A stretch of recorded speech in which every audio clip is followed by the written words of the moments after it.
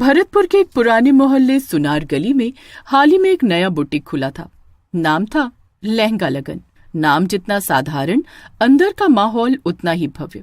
ये देखो, ये बुटीक कितना सुंदर है। इसमें लगे कपड़े तो और सुंदर है। आंखें चमक जा रही हैं ये सोचने में कि कौन सा सबसे सुंदर है। इतने सुंदर लहंगे तो पूरे भरतपुर में नहीं है, लेकिन इस दुकान की मालकिन कौन है और वो ये सब लहंगे बनाती कैसे है जिस पर से आंख ही नहीं हट पाती है। नूरी बेगम नाम है उसका।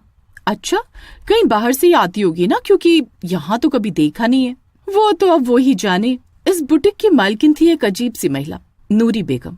उसकी उम्र 50-60 के बीच की लगती थी, लेकिन उसकी त्वचा बिल्कुल कसी हुई थी और बाल हमेशा खूबसूरत जूड़े में बंधे रहते। देखो, नाम लिया और वो आ भी गई। यही है नूरी। ये है नूरी? हाँ, यही तो है। क्या हुआ? यार, ये कितनी सुंदर है, जैसे कोई फिल्मी डिजाइनर हो। और वाकई नूरी की चमक ही अलग थी। उसकी आंखें बहुत सुंदर थी, मानो वो हर किसी को स्कैन कर रही हो। तुम्हें पता है शिल्पा, इस बुटीक में खास ऑफर चलता है। अच्छा, कैसा ऑफर है ये? क्या हमारे काम का भी है कुछ?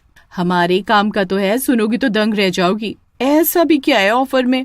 पहला लहंगा फ्री। अगर आप उसे पहनकर बुटीक में ही तस्वीर खिंचवाएं तो पहला लहंगा मुफ्त और अगले पर 50% ऑफ रहता है। बहुत अच्छी दुकान है यार। फिर तो ये लहंगा पहनने को भी मिलेगा और साथ ही साथ फोटो भी खिंच जाएगी। ये तो बहुत अच्छा ऑफर है। तुमने मुझे पहले क्यों नहीं बताया? हाँ, लेकिन हम यहाँ कल आएंगे। आज वैसे भी बहुत देर हो चुकी है, मम्मी डांटेगी। रूपा और शिल्पा इस बात से अनजान वहाँ से निकल जाती हैं कि अक्सर जो लड़कियाँ दौड़ी चली आती वो अगले कुछ दिनों में अचानक गायब हो जाती।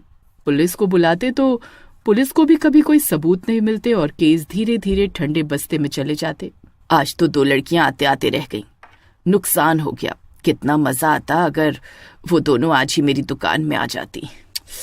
अफसोस, ये दुकान उनको यहाँ तक नहीं ला पाई। नूरी गुस्से से लाल हो जाती है, लेकिन करती भी क्या। उसको चुपचाप अपनी दुकान चलानी पड़ती है। वो अपनी दुकान में अब और सुंदर लहंगे का प्रदर्शन करती है, जिसे देख एक लड़की मोहित हो उनके पास आ जाती है। उसका नाम होता है रागिनी। रागिनी फैशन डिजाइनिंग के स्टूडेंट थी। क्लास प्रोजेक्ट के लिए टीचर सबको काम दे रहे थे। मैं चाहता हूँ तुम लोग मार्केट में जाकर देखो कि दुनिया में कितनी चीजें हैं देखने और सीखने को। उसके बाद आकर तुम लोग मुझे बताना कि तुम लोगों ने क्या सीखा। जिसका प्रोजेक्ट सबसे अलग होगा उसको स्कॉलरशिप मिलेगी। रागिनी ने लहंगा लगन के बारे में सुना था। उसने सोचा वो अच्छी जगह होगी रिसर्च करने के लिए। तो ये है वो लहंगे की दुकान। यहाँ तो बहुत कुछ सीखने को मिल सकता है, बस यहाँ की मालकिन मुझे सिखाने को तैयार हो जाए। उसके बाद जैसे ही उसने नूरी बेगम से मिलने की कोशिश की, बेगम मुस्कुराई और बोली, बताओ कौन सा लहंगा दिखाऊं आपको? हमारे यहाँ ऑफर भी है। नहीं, मैं यहाँ कोई लहंगा लेने नहीं आई हूँ। मैं एक डिजाइनर हूँ, सीखने आई हूँ आपसे। बेटी, तुम तो खुद डिजाइनर बनने जा रही हो, तुम्हें तो मुझे सिखाना चाहिए। अरे नहीं, आप बड़ी हैं, आप सिखा सकती हैं मुझे। प्लीज मुझे बताइए आप ये लहंगे कैसे बनाती हैं। तुम अगर मेरी बात मानो तो आओ, मेरी वर्कशॉप देखो। रागिनी ने नूरी की बात मानी और वो वहां चली गई। रागिनी को वर्कशॉप के पीछे एक पुराना तहखाना दिखाया गया। रागिनी ने डरते हुए पूछा, मैम, ये किस तरह का कपड़ा है? नूरी की आंखों में चमक उभरी। ये इंसानी खाल है बेटी। ये लहंगे अनमोल हैं क्योंकि ये प्यार से, खून से और आत्मा से बने हैं। नूरी असल में एक चुड़ैल थी। वो कभी मुगल काल की राज दरबारी डिजाइनर थी जिसे एक रानी ने नीचा दिखा दिया था। अपमानित होकर उसने तांत्रिक साधना की और खुद को अमर कर लिया। तब से मैं लड़कियों की सुंदरता, आत्मा और खाल से खास लहंगे बनाती हूँ। ऐसे लहंगे जो पहनने वाली की आत्मा को हमेशा के लिए उसमें कैद कर दे। हर लहंगे के साथ एक आत्मा बंधी होती है। जब कोई नया ग्राहक वो लहंगा पहनता तो वो आत्मा धीरे धीरे उसके शरीर पर कब्जा कर लेती। कितना अच्छा है ना ये सब।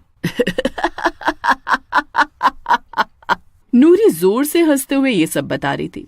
उतना ही रागिनी को डर लग रहा था। अब मैं चलती हूँ, मुझे जाना है। मेरे बारे में इतना किसी को नहीं पता है, तू नहीं जा सकती है। नूरी अपने असली रूप में आ जाती है और रागिनी को पकड़ने की कोशिश करती है, लेकिन रागिनी जैसे तैसे वहां से निकल जाती है। रागिनी ने समझ लिया कि नूरी एक भयानक आत्मा है। मुझे वहां जाना होगा, ये पता करने की इसको कैसे खत्म किया। वो एक बार फिर चुपचाप उस तहखाने में जाती है जब नूरी वहां नहीं होती, और वहां की तस्वीरें लेकर उसने अपने कॉलेज के प्रोफेसर को भेज दी। प्रोफेसर ने समझाया कि अगर लहंगों में कैद आत्माओं को मुक्त करना है तो उन्हें आग में जलाना पड़ेगा, लेकिन बस लाल चंद्रग्रहण के दिन ही। ऐसा चंद्रग्रहण 3 दिन बाद पड़ने वाला है, तभी अब कुछ हो सकता है। लेकिन बहुत सावधान रहना, अगर तुमने कुछ भी मजाक में लिया तो अपनी जान से हाथ धो बैठोगी। 3 दिन बाद जब लाल चंद्रग्रहण की रात आती है, रागिनी ने तहखाने में घुसकर देखना शुरू किया। रागिनी ने जल्दी जल्दी सबकी फोटो ली और फिर अपना काम शुरू किया। उसने एक एक करके लहंगे जलाने शुरू किए। जैसे जैसे लहंगे जलते एक एक आत्मा भयानक चीखों के साथ मुक्त होती गई। लेकिन तभी वहां नूरी बेगम प्रकट हो गई। उसका चेहरा अब मानव नहीं, एक सड़ी हुई चुड़ैल का रूप ले चुका था। लहंगे जलते देख वो पागल हो गई। उसने रागिनी को उठाकर पटक दिया और गुस्से में बोली, तू मेरी कला को जला रही है। तू नहीं जानती मैं इन आत्माओं से जीती हूँ और तू इन्हें ही आजाद कर रही है। मैं तुझे जिंदा नहीं छोड़ूंगी। रागिनी को अब समझ नहीं आता अब वो क्या करे, लेकिन उसके हाथ में माचिस थी और बस एक ही लहंगा अब बचा हुआ था। खिंचती हुई रागिनी ने आखिरी लहंगे में आग लगाई, जिसमें सबसे ताकतवर आत्मा बंधी थी। आग की लपटें उठी और नूरी की चीखें पूरी सुनार गली में गूंज उठी। मैं फिर वापस आऊंगी रागिनी, इस बार तो तू बच गई, लेकिन मैं तुझे छोड़ूंगी नहीं। अगली सुबह बुटीक जलकर राख हो चुका था। वहां अब कोई नहीं रहता था। 3 महीने बीत चुके थे। रागिनी अब भी अजीब सपनों से जूझती थी। पता नहीं ये सपने कब बंद होंगे। उठकर वो पानी पीती, लेकिन जब से वो हादसा हुआ था तब से रात को नींद में उसे वही दुकान, वही लहंगे और वही जली हुई आंखें दिखती थी। एक दिन उसके दरवाजे पर एक वृद्ध साधु आया। बेटी, मैं पंडित कालेंद्र हूँ। मुझे तुम्हारे किए कार्यों की जानकारी है। तुमने जो चुड़ैल को जलाया वो अधूरा था। रागिनी चौंक गई। आपको कैसे पता? कुछ आत्माएं जलने से नहीं, मंत्रों से मुक्त होती हैं और कुछ वापस आना चाहती हैं। कालेंद्र ने बताया कि नूरी केवल नष्ट नहीं हुई थी, उसकी आत्मा राख में समा गई थी और अब वो धीरे धीरे खुद को फिर से इकट्ठा कर रही है। रागिनी के अंदर डर बैठ गया। आप कौन है? मैं तांत्रिक हूँ। तंत्र मंत्र और आत्माओं का गहरा ज्ञान रखता हूँ। मेरी पीढ़ियां इस मोहल्ले की आत्माओं को बांधने और मुक्त करने का काम करती रही हैं। नूरी हमारे हाथ से हमेशा बच जाती थी। हम कभी उसे कैद नहीं कर पाए, इसलिए वो बच निकली। रागिनी को यकीन तो नहीं हुआ, पर उसकी आंखों में जो चमक थी वो झूठ नहीं लग रही थी। इस बीच दुकान में अजीब घटनाएं होने लगी। चलिए आपको वो दुकान दिखाती हूँ मैं। रागिनी कालेंद्र को लेकर उस दुकान में गई। वहां एक लहंगा फिर से बन रहा था। ये नूरी की आत्मा है। तुम्हारे जलाने से उसकी पीड़ा और बढ़ी है। अब वो गुस्से में है। हमें उसे पूरी तरह से मुक्त करना होगा या उसे तंत्र में बांधकर कैद करना होगा। वो एक गुप्त अनुष्ठान की तैयारी में लग गया। रागिनी को लगा कि वो उसकी मदद कर रहा है, लेकिन एक रात जब रागिनी आधी नींद में थी, उसने देखा कालेंद्र दुकान में अकेले मंत्र पढ़ रहा था। उसके चारों ओर राख का घेरा था और वो नूरी की आत्मा को आवाज लगा रहा है, मुक्त करने के लिए नहीं, जगाने के लिए। रागिनी कांप गई। उसका गला सूख गया। पंडित कालेंद्र एक तांत्रिक नहीं, कोई और है जो चाहता था कि नूरी फिर से लौटे। तुमने मुझसे झूठ बोला? कालेंद्र की आंखों में अब अलग चमक थी, पागलपन और शक्ति की भूख। हाँ, मैंने झूठ बोला, क्योंकि तुम ही उसका द्वार हो जो उसे जलाता है। वही उसे लौटा सकता है। तुम्हारी आत्मा में वो शक्ति है जिसमें मैं नूरी को पूर्ण रूप से वापस ला सकता हूँ। अब बहुत देर हो चुकी थी।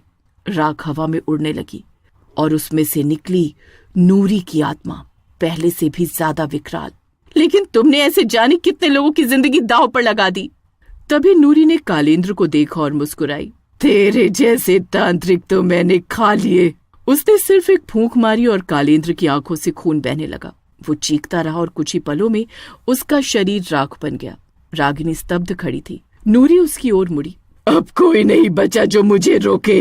तूने मेरी राख को छुआ, अब तू मेरा हिस्सा है। रागिनी भागी, दुकान से दूर, मोहल्ले से दूर। लेकिन रास्ते में उसे एक और महिला दिखी जो वही राख का लहंगा पहनकर मुस्कुरा रही थी। तू चाहे जहां भागे रागिनी, एक धीमी फुसफुसाहट आई। अब लहंगे हर गली में होंगे और हर लड़की में मैं।